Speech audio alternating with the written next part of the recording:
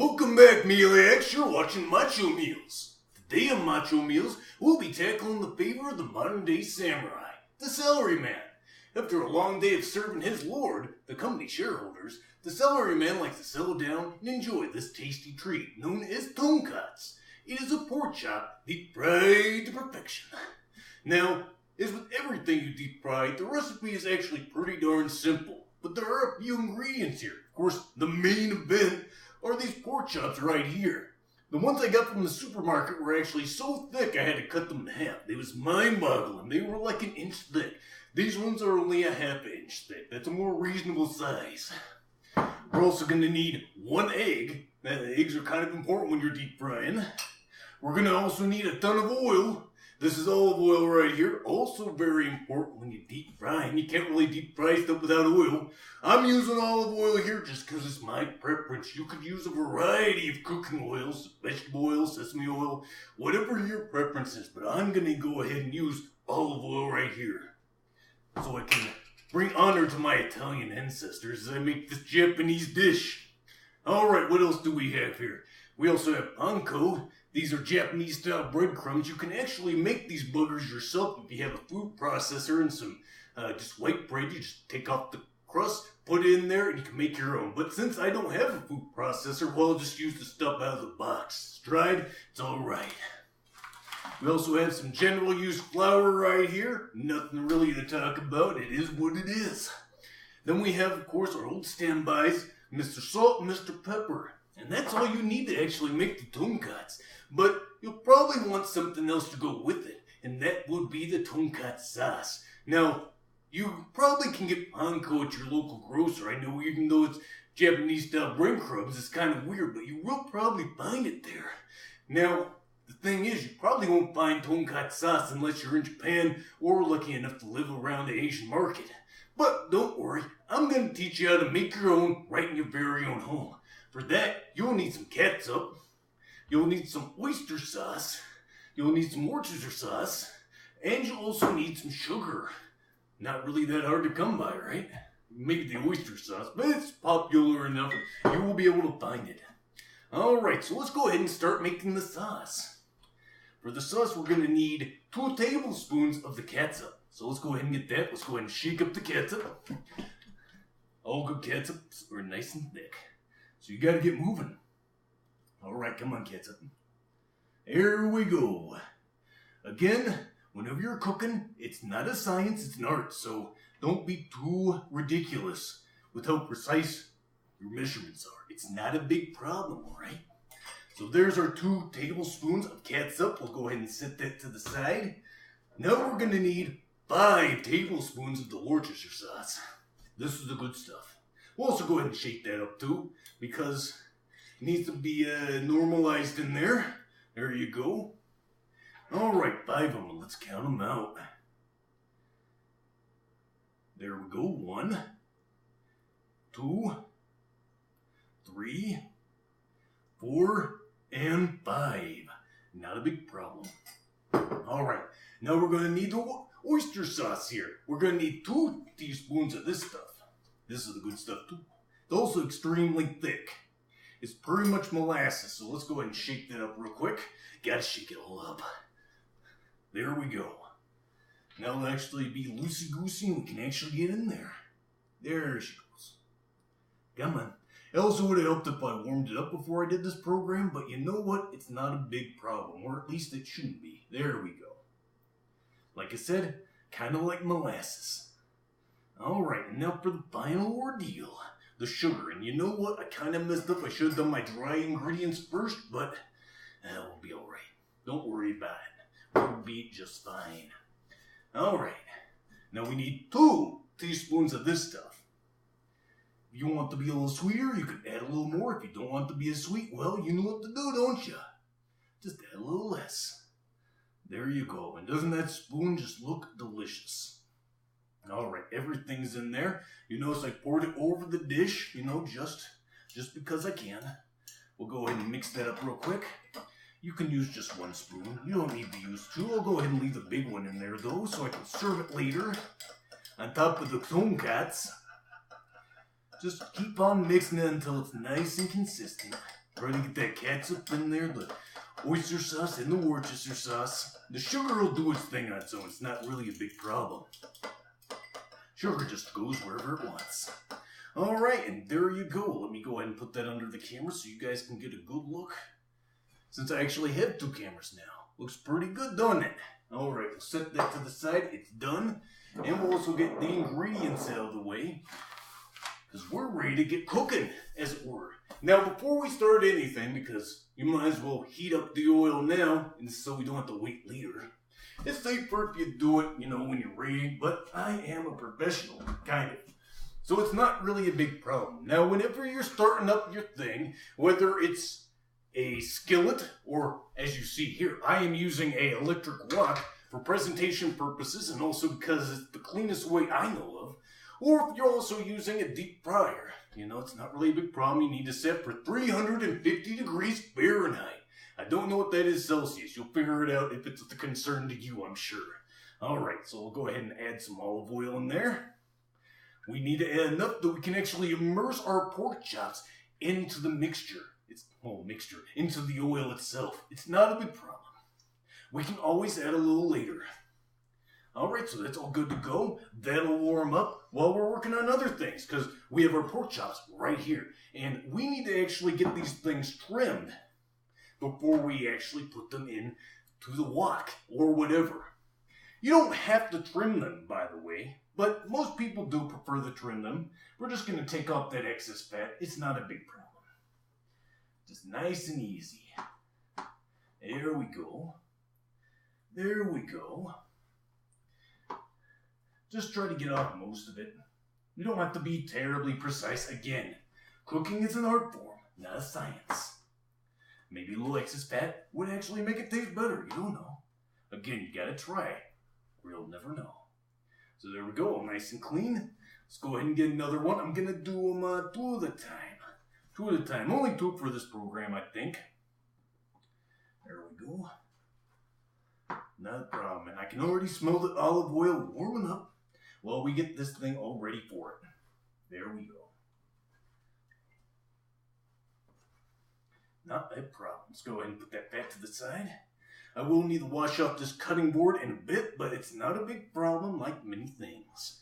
Alright, that can sit right there. That's all good to go. And I think, there's one more thing we need to do. Of course, the oil's warming up. But we also need to do something with our chicken egg. I said that was important. Well, it is. We're going to crack it into this bowl right here. Not a big problem. And we're going to go ahead and add just a teensy bit of oil in there.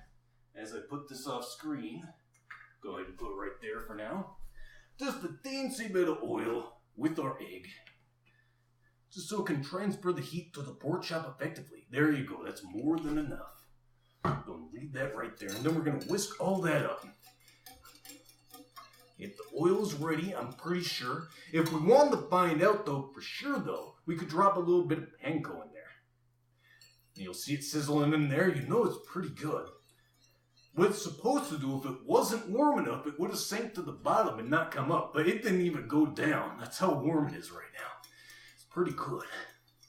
Alright, get that egg all nice and whisked up there. You don't have to use a whisk, of course, but if you have one, you should. You want to get that all nice and whisked up, nice and consistent, just like the Tonkatsu sauce. You want consistency. No one wants an inconsistent egg. Alright, that looks good enough. Alright, let's go ahead and set the whisk to the side. We don't need that anymore. And now we're all ready to get cooking for sure. So let's go ahead and get our pork chop. We will need to do a few more things with him before he's truly ready. Sad to say. And it's good I still have my cutting board out here. Now the first thing you're going to want to do is cut a couple of slits down the side of the pork chop here. Just enough to break the connective tissue. The reason I'm doing this is so it doesn't curl up whenever it's frying. That's actually a big-ass concern, because if it does that, it won't cook evenly. And you want it to cook evenly, folks. It's safer and it tastes better. Why wouldn't you want things to taste better and, of course, be safe? Alright, that one's all good and cut. Let's go ahead and cut this one right down the side, just like the last one. You don't have to be terribly concerned. I'll go ahead and hold this up to the camera so you guys can get a good look, too, at those slits I'm carving into them. All right. Yeah, just like that. So you can kind of see it there. This is a very sharp knife, so it can go right, I was going to say right to the bone. It probably could. It probably could. Alright, so now that's it. Good to go. Now you'll notice I have my hammer here. There's actually a reason other than I might have to, squash somebody. It's because I need to squash these pork chops right here. We're going to make them even more tender. Now, bear with me a moment. I may actually cut out this sound in editing, but we're going to go ahead and pound the pork chop, top to bottom, left to right. Not a big problem.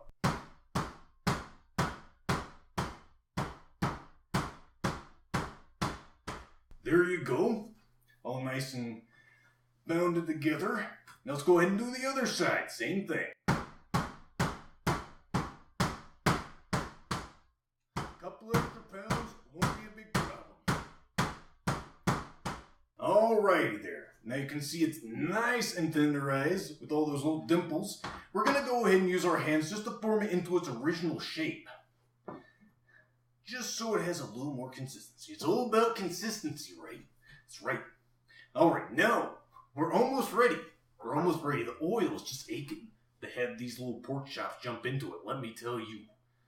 Alright, go ahead and pull out that little excess fat. We're going to put some salt on both sides of these. And pepper. You don't have to do this, but it usually has a better result if you do. Alright, that's one side. Let's go ahead and do the other. There we go. And the pepper. Now, enough bullshit. We're actually really ready to get done with this, alright? So we're going to go ahead and do what we do with all deep frying. There's a 3-step program for everything you put in the fryer. First you put in the eggs, just like so. You're going to shake off the excess. This is to make everything stick and actually make the heat transfer to the meat. It's a big deal.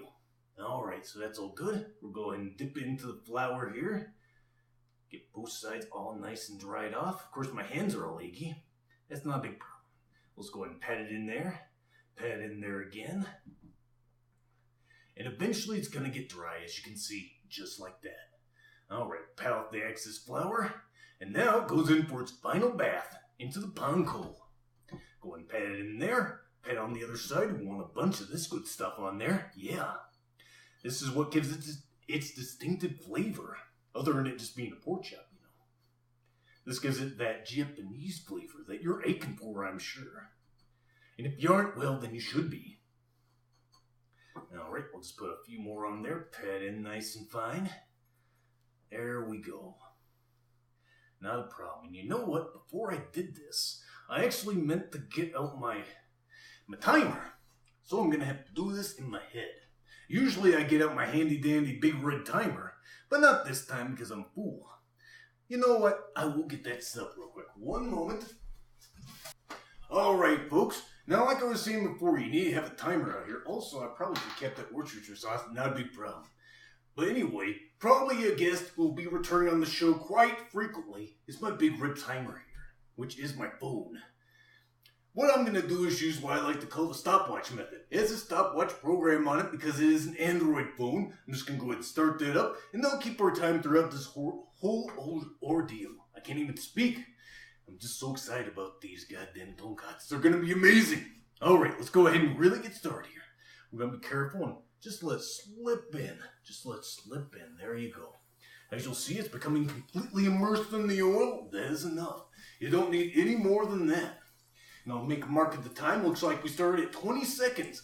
Since this is a half-inch pork chop, we're going to leave it in 45 seconds. The other timings I have are like if you have a 3/4 inch pork chop, that's about a minute. If I was going to do those full-inch thick pork chops, I would have put them in for a minute and a half each side. But these are a bit thinner, so it's not a big problem. We'll go ahead and add a little more oil here. This olive oil does burn up pretty quick, but it is worth it. Every drop. Oh yeah. Alright, so we're coming to our first flip here at 1:05.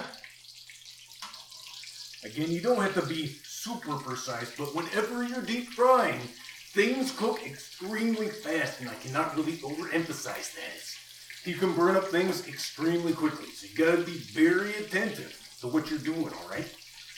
So we're gonna sit here and let this one cook. Should be 1:50 when it's done. And then we'll go ahead and take it out and let it rest for about 4 minutes. The resting is important because it'll actually cook while it's outside the oil because it's still extremely warm on the inside. Mind-bogglingly warm. Warm enough to cook it from the inside out. So here we go. We'll go ahead and carefully extract it from the oil. You don't want to burn yourself if you can help it. You know you can be macho, but don't be stupid. Alright, so take that out. About 2 minutes is the timer there, so we'll keep track of that. And while that thing's cooking, I mean, it's going to be 4 minutes anyway. I might as well throw in another. Yeah. So let's go ahead and do that. Again, we're going to bathe it in the egg. Shake off the excess, and then put it into the flour. Just have a nice tumble in there until it's all nice and covered. Don't worry about getting a little eggier. Not a big problem. We're just going to let the oil sit there, by the way. Stay nice and warm for us. Alright, that's pretty good. Yeah. Go ahead and pat that off. Pat off too much. Let's do it some more. Not a big problem. We got plenty of time. Plenty of time. Especially since it's out of the oil. Now, we don't have to worry about it burning to a crisp. Now, we're put in the panko. Go ahead and press it into there. Make sure that panko sticks to it. There we go. Put it on top. Not a big problem. Alright, another one's ready to go in. Could use a little right there. Yeah. There we go. Shake off the excess. And then now it's time for you to take a plunge at 3:15. And now, like always, whenever you're deep frying, you put something in the oil, you wash your hands. You put something else in the oil, you wash your hands. Because the reality is this, you don't want this whenever you're cooking cooked food, right? Right. Don't go and cook it. Or clean it, whatever. You gotta be quick here, of course, because that thing is cooking. And there is no time to be lazing off washing your hands. Time is of the essence. Alright. We got our tongs ready and we are ready to go. See? Alright. It's going to be 4 minutes and that's going to be perfect time for you to get a flip. Go ahead and flip them. There you go. Not a big problem at all. Alright, folks? This is pretty easy. There's a lot of technical cooking you could do, but deep frying, you pretty much set it and pull it out. It's that easy, right? Really, the preparation was a little messy here. This flour always gets everywhere, of course. Not a big problem. Alright, so 4 minutes, 45. And then we'll go ahead and flip this guy again. Well, actually, we'll pull him out.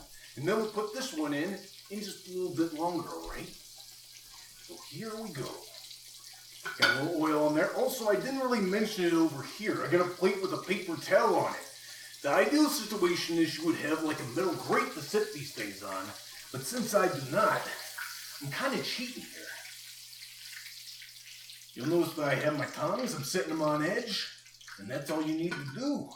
Just that easy. You don't want to lay them flat because then they'll get soggy on that one side. And you don't want to have soggy tonkatsu. No one wants soggy tonkatsu. And if they tell you they do, they're lying.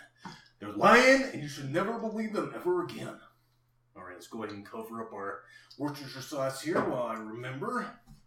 And now it's going to be a few more minutes before we can put those in. So I'm going to go ahead and cut to then, alright? See you then.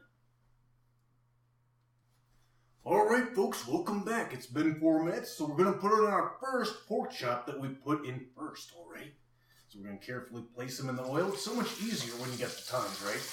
Don't have to worry about burning yourself. Now the reason we're doing this, putting it in twice, is apparently that's the key to the perfect tonkatsu. And from my experience, it's true. We'll go ahead and put a little more oil in there. Not a big problem. And again, we're going to leave them in there for 45 seconds. Not a whole lot of time. As you can see right here, this one's not exactly golden brown just yet. It's getting there. Pretty close. Let me go ahead and switch tongs. I like these middle ones better. There we go. Alright, 45. Again, we're just going to flip them over. Nice and easy. You notice he's not curling up? That's what those slits were for. Very good. Man, I'm so hungry for these darn things. I'm probably going to make these other ones here too. They're just that good. Yeah. Alright, as you can see, you can easily stagger these as well to cook multiple if you please, which I do, you know. You might as well be more time efficient if you can. You know, have some just resting out here and then some boiling, or oiling more like it, right? That's right. Alright, now this one's about ready to come out, and you are going to go in. Actually wait just a little bit longer so I can throw them in immediately after each other. Alright, just going to pull you out. As you can see, it's got the nice coloring at the sides here as soon as I let the oil drop off it. There you go. You can see that it has the nice coloring on the edges there. Alright, let's go ahead and set that down for just a moment, and I'll put you in there. Make note of the time. It's important to remember. And then go ahead and set you up. Perfect. Alright, just another 45 seconds on each side, and these things will be ready to eat. And I suppose while that's happening, well, we'll also have to wait for them to rest again. I'll go ahead and clean this later. We'll do that whenever I'm, off camera waiting for these things to rest. I'll clean my cutting board and get ready for the next segment. Yeah, getting used to this. I didn't actually mean for this to become a full series, but, I had some outside influence from a person by the name of Tiny Shopkeeper, the keeper of tiny shops. He said that he wanted more of this. And he gave me an offer that I could not refuse. So, here you go. More Macho meals with me, LethalFeline. Alright, let's go ahead and flip that little rascal.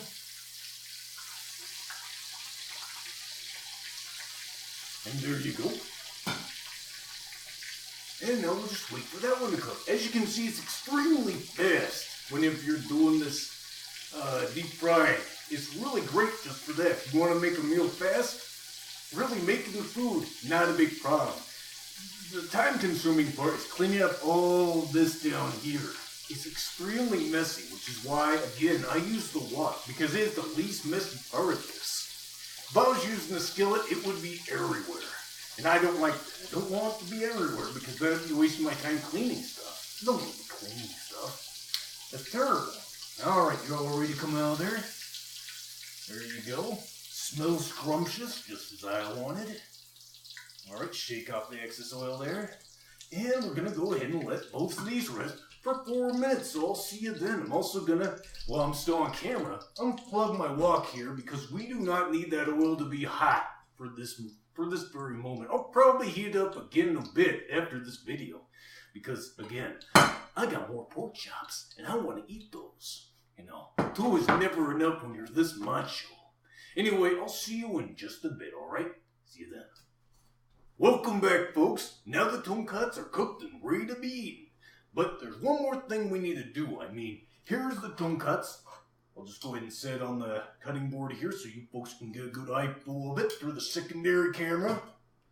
You'll notice it's not exactly, it's not presented very well right now. It's just a couple of slabs of meat, right? Just a couple of slabs of meat. And for some people, that's not a big problem. If you want to eat your tonkatsu on a sandwich, for some reason, it'd be perfect right here. But it's not exactly prepared in the traditional way. So, we're going to go ahead and prepare it in the classical fashion, which is just cut this a ways. We're just going to cut straight down into the meat, just like so. Not a big problem. And we'll go ahead and do it again. We'll go ahead and set you over to the side. Just straight down. It'll make those nice looking cuts that everyone craves. There you go. Perfect. Absolutely perfect. Mind-bogglingly perfect. Let's go ahead and get ourselves a plate. Here we go. This is another part of presentation for sure. We'll go ahead and lift these up. Just like so. Try to keep them all in one unit. Why won't you be cooperative? There you go. And we'll go ahead and put that there. And we'll go ahead and get our other one. Perfect. They look great. And of course we need one more thing, which is our tonkatsu sauce right here. Alright. Go ahead and move this so you guys can see it in action. So we'll go ahead and drizzle some stuff over there. You don't need to be stingy, especially if you're just doing this for yourself, right? That's right. If you're doing it for others, you don't have to be stingy then either. There we go.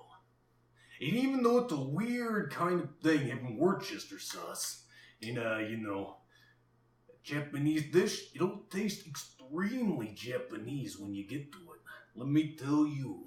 Alright, and there you go, folks. Tonkatsu, perfect. Let's go ahead and bring it to the camera so you guys can get an eyeful.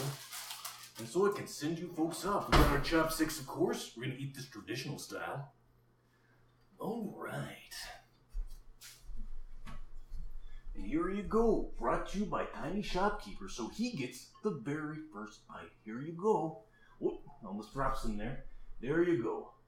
I hope it tastes good. I'm going to have myself a bite too. Let's see. Let's see how I did. That's pretty good. Oh yeah. Damn good stuff.